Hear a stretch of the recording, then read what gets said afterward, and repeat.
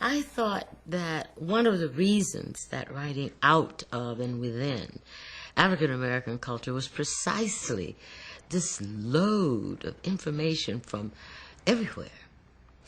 In my own family, the mixture between, in the language, there was street language, there was sermonic language.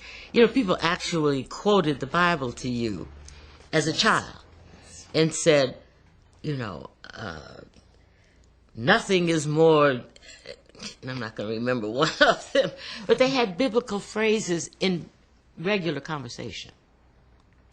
Or they had lyrics from songs. Or they had journalism. So that they pulled from everywhere. My mother sang like a dream. She just had the best voice there ever was. I have never heard anyone sing like her. And the way she sang everything. She could sing opera. She could sing blues. She sang in the choir. She was a soprano. People used to come to town to hear her. And she sang all day. I mean, you remember, there was a time when people used to walk around singing, you know, before radios and before television. To walk up and down the street, you hear people singing, yes. Or in the backyard or in the kitchen. And that was not just my mother, my aunts, all of them. But she was special, her voice. But I just remember that there was nothing sort of alien and foreign to us. She sounded like a person who was interested in the arts. She very much. I mean, the theater, very and much. Singing. That's right, very much.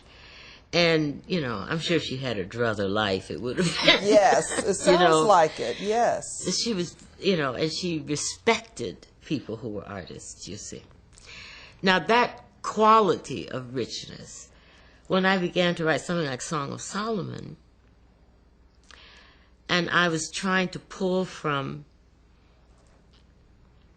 the kind of culture that existed already in a northern town that had a large black community in it, so that the history was in their songs. And the history was also in little tales they told themselves, half told.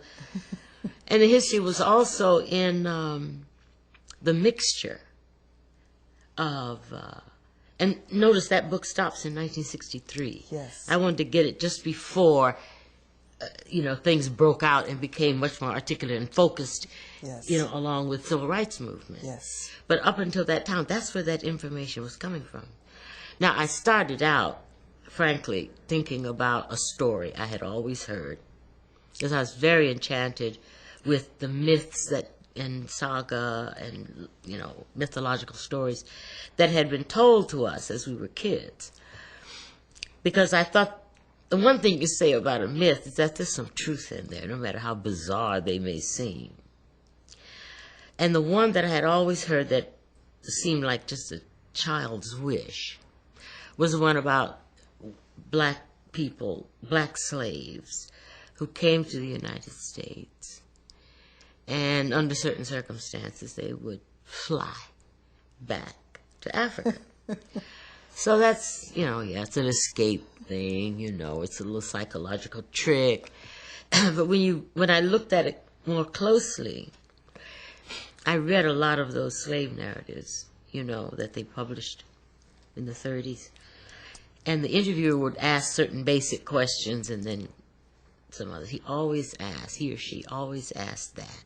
Have you ever heard of flying Africans?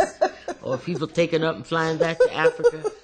They also asked about ghosts, you know, trying to get at the heart of their mythology and their magic.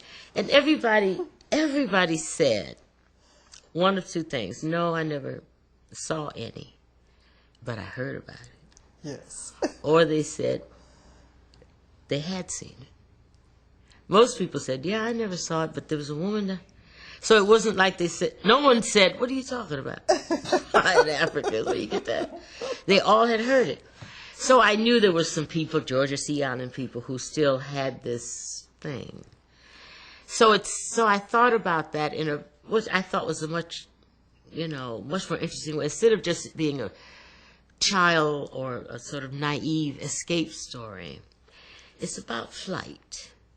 Yes. It really is about flight. And flight comes up a lot in spirituals. I'll fly away. Oh, Jesus, I'll fly away.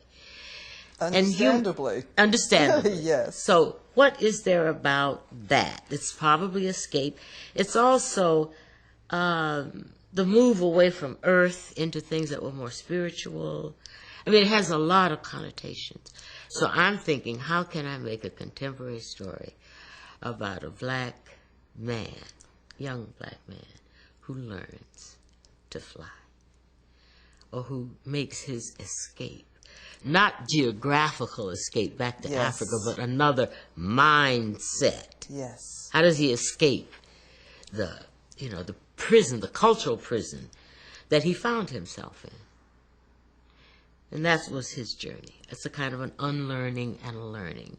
Fantastic. But it was all embedded in my, those little questions you ask about a very simple story.